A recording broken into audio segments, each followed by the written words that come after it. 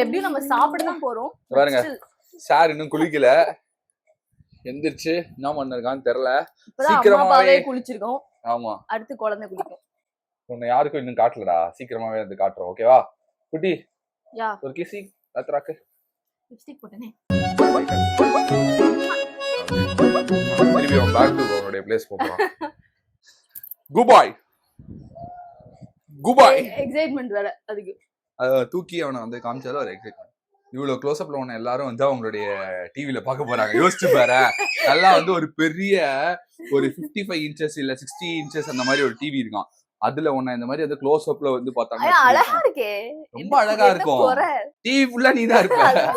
Okay, ஒரு முக்கியமான main matter என்னடா, அவனை யாராவது என்டர்டெயின் பண்ணணும்.